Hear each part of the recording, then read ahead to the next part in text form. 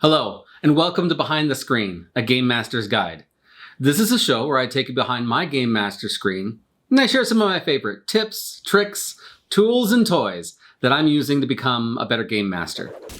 My name is Tom Tobar, and today's topic is campaign building. Back to the basics.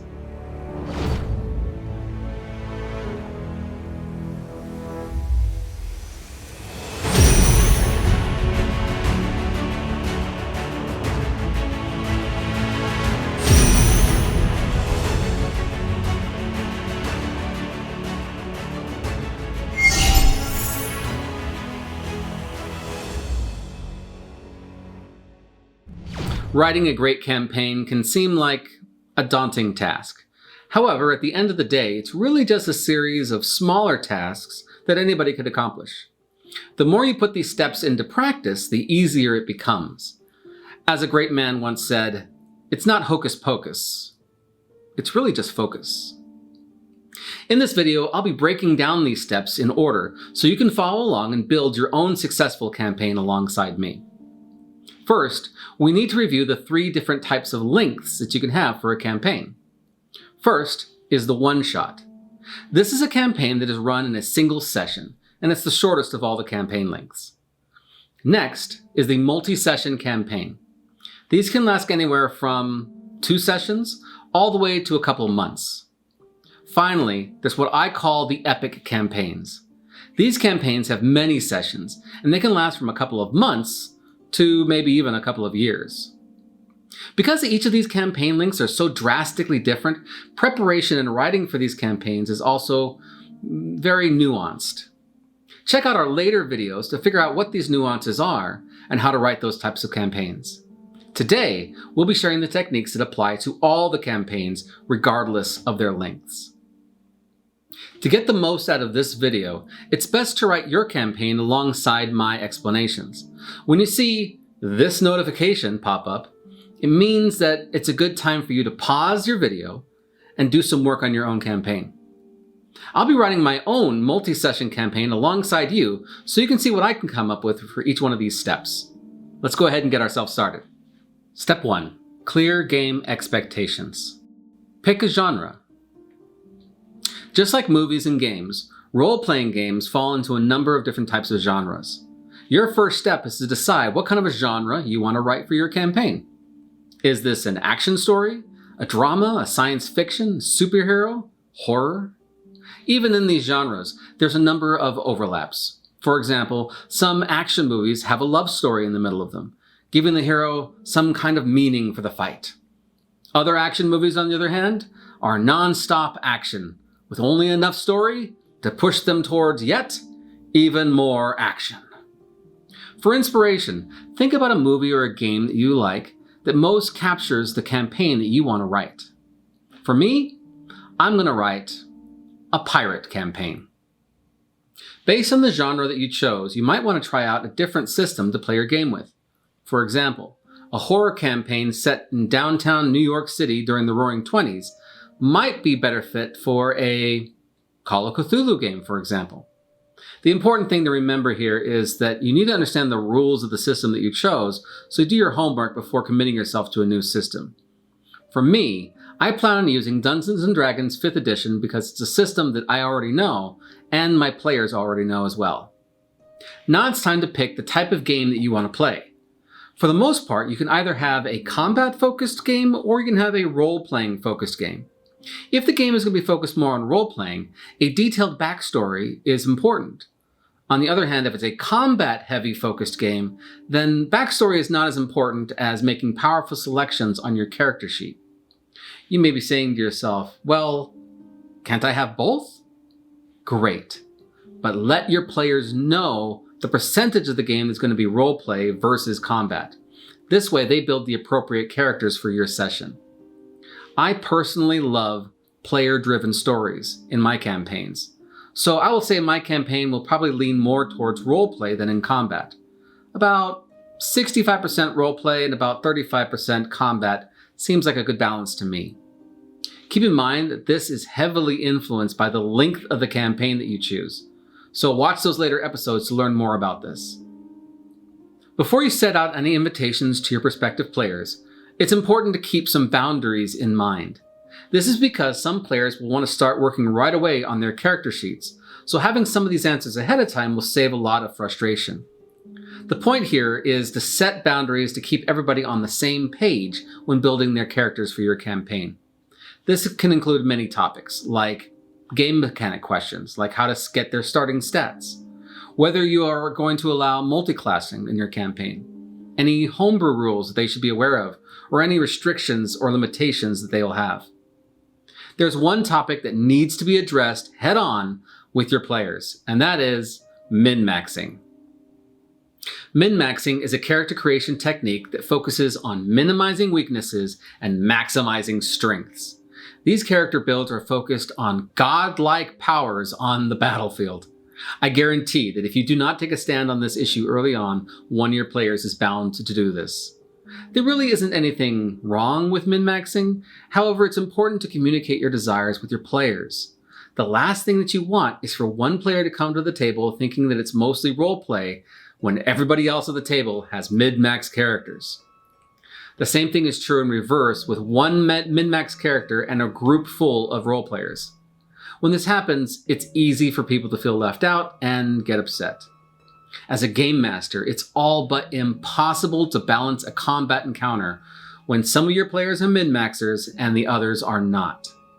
If you do not take a stand on this issue early on and prepare for it, it can easily destroy all of your hard work. Now we need to let our players know about our tentative plans.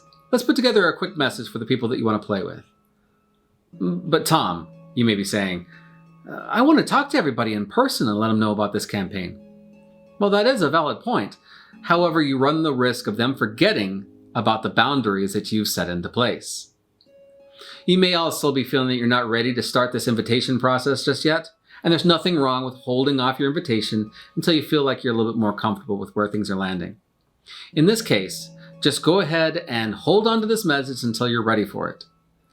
I also really wouldn't wait until you're 100% ready because that will never happen. 50% ready is way more than you need.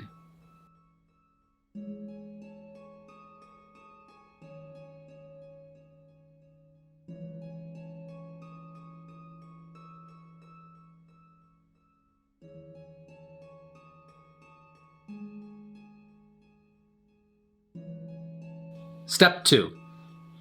Building your story. Basics of plot. Okay, you have an idea about the campaign that you want to build, and you've sent off some invitations to some of your players. Possibly. Now it's time to start building. Let's start with the basics. I argue that campaigns, for the most part, are based on storytelling, and therefore follow the same basic rules and framework of story building. This means plot. Here are the elements of plot. While I explain each of these elements, I'll relate everything to a story that everybody should know. Finding Nemo. I'll do this so you can see each of these elements in practice. First, you have exposition. This is the introduction to the story. It shows what everyday life is like in this world. Marlin is happy with his wife and is excited about the baby eggs on the way. Conflict. Something has changed, and now there is no way back to the way things were.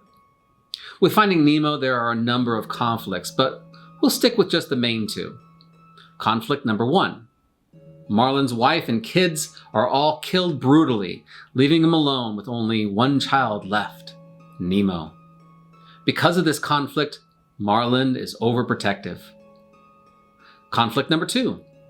Nemo has a small fin, and therefore doubts in his own abilities. I can't do that.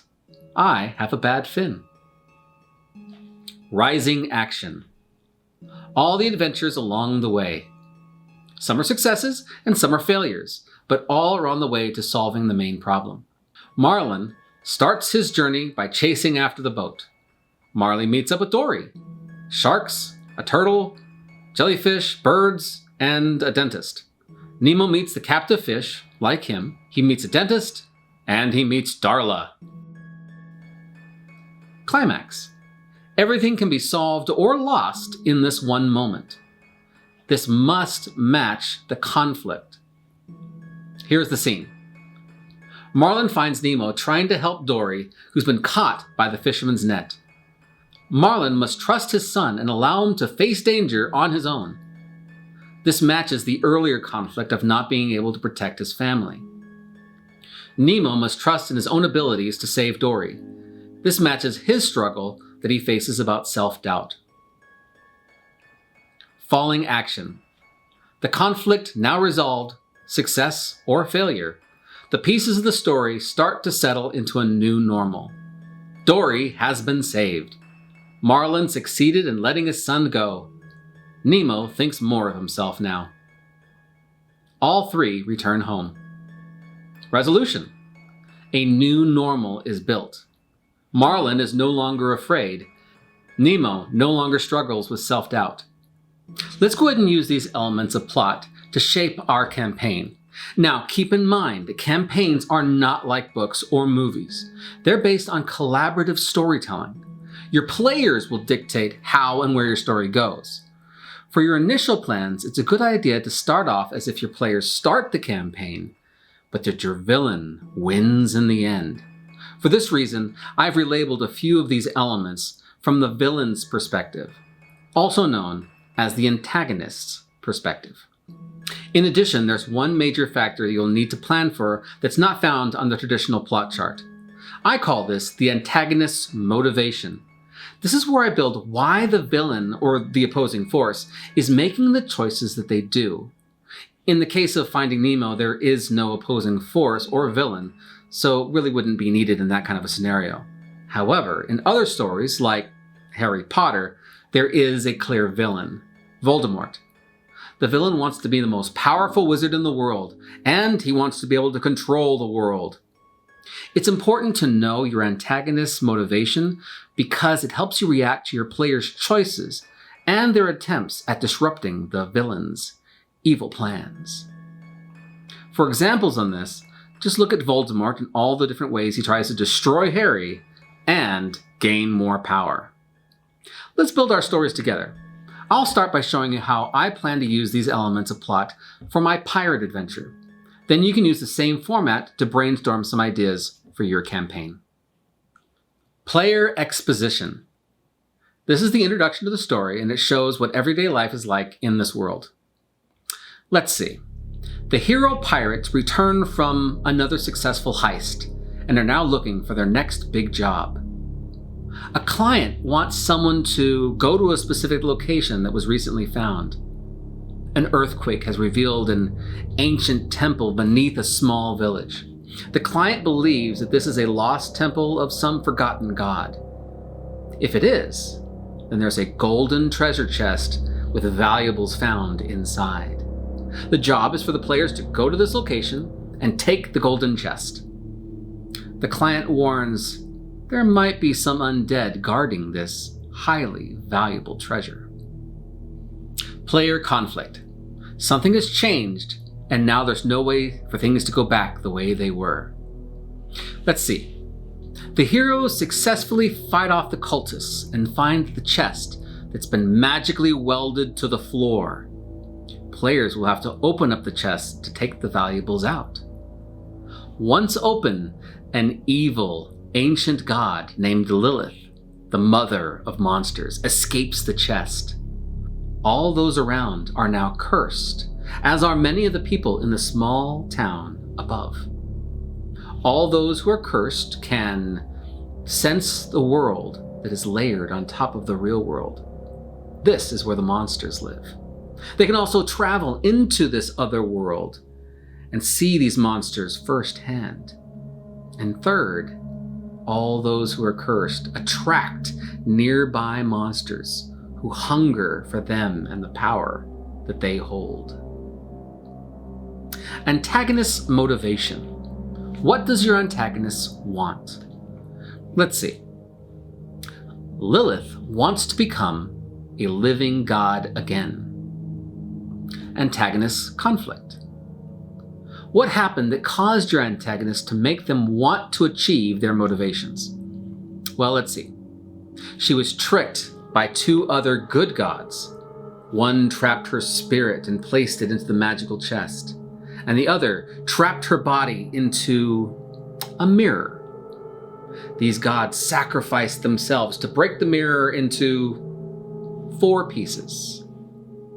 Antagonist, rising action. What steps does your antagonist need to complete in order to achieve their goals? Lilith, her spirit now free, has awakened her children, the monsters, and set them looking for her body. Lilith sends her monsters all over, and they terrorize and kill all those in their way. One by one, the monsters get all 4 pieces of the mirror and bring them to Lilith. Antagonist climax. Everything can be solved or lost in this one moment. It must match the conflict. With all the pieces in her possession, Lilith combines them and now becomes a fully fledged god once again. Antagonist falling action. The conflict now resolved. In success, the pieces of the story start to settle into a new normal. Now a living god again, Lilith brings her children into the real world, where they have a lot more power. She sends them out to get rid of the world's humanoids. Antagonist resolution. A new normal is built.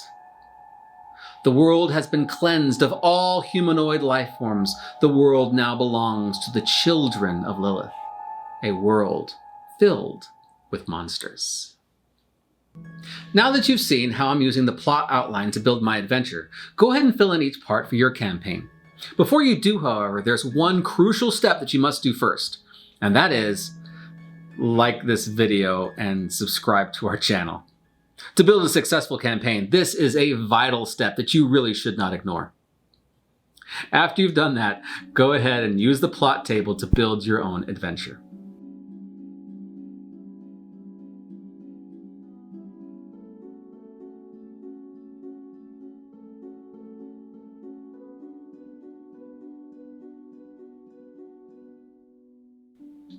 Now that you've completed your plot outline, it's time to start setting up some locations for your players to adventure to, and set up some interesting people that they can meet along the way.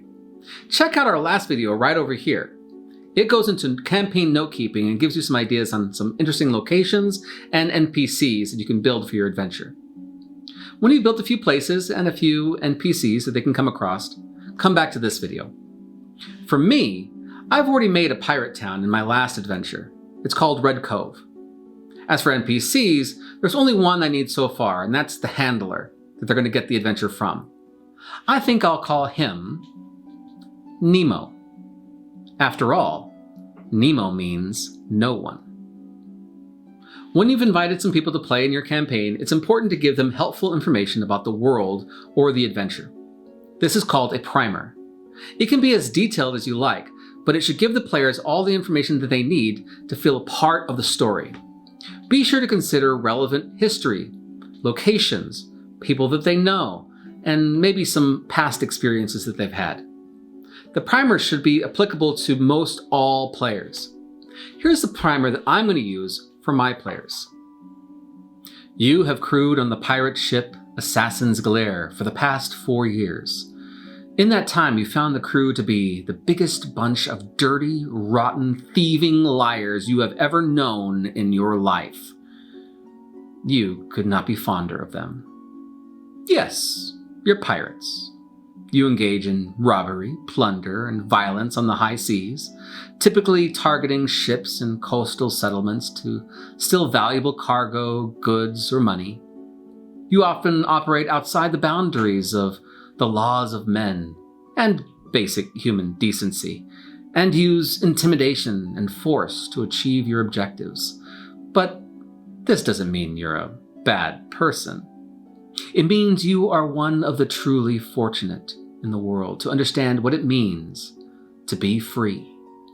Sure, freedom comes at a price, but luckily for you, it's a price that others have to pay for you.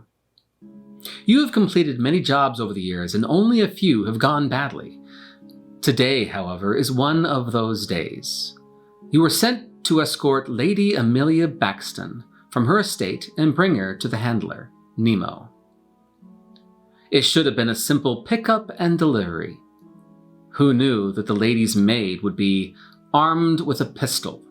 Poor Captain Ironbeard got it right in the gut. Not a fatal wound, but one that would put him in bed for some time recovering. Pirates call this recovery period on holiday. You and your crew stand around Captain Ironbeard as he lays in a nice bed with silk sheets in the town of Red Cove, ready for his holiday. The screams of protests of Lady Amelia Baxton are unheard as she lays cramped inside of a cargo box at the end of the bed. The box has a permanent silent spell cast on it. Even though she is unheard, the box seems to jump a few inches at times. Miss Amelia must be showing her displeasure inside. Once you've settled in the captain in his apartment, you plan to hand over Amelia to Nemo and collect your 10,000 gold reward. His establishment is an antique store at the edge of town, which is, of course, a front. As you can see, the primer gives the players enough information to start building their backstories that are directly connected with the story that you're building. The player might want to be a brand new crew member, or an old crew member, or heck, they may even want to be Amelia's maid who shot the captain. Once my players send me over their personal backstories, I'll be able to integrate them into the story a little bit better. Because the integration of backstories is largely dependent on the length of a campaign, I will share that portion in a later video. Go ahead and start working on your own primer for right now. Once you know who's committed to your campaign, send them out this primer so they can start building characters that are directly connected to your story. Also, share these primers in the comment below. That way we can all see what you came up with. At this point, you should have a good idea of where your campaign is going. All you have to do now is pick a date that works for everybody, which can sometimes be a challenge, and wait for players to start sending in their backstories. For the next steps, be sure to catch our next episode, Campaign Building, The Art of the One-Shot. In that episode, I'll show you how to tailor your campaign to fit into a single session. Until then, I'm Tom Tobar, and I'll see you next time behind the screen.